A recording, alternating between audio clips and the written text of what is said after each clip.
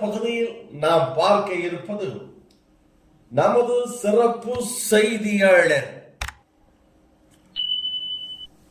ஆசா அமீத் அவர்கள் கோவை கிழக்குக்கடவு பகுதியிலே இருந்து ஒரு சிறப்பான தகவலை விழிப்புணர்வு நிகழ்ச்சியை தந்திருக்கிறார்.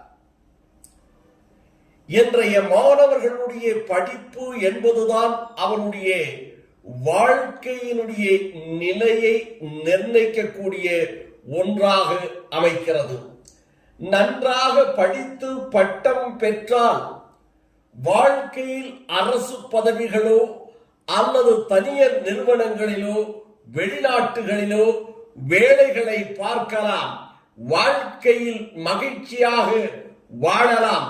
பெற்ற தாய் தந்தைகளை நலமோடு வளமோடு அவர்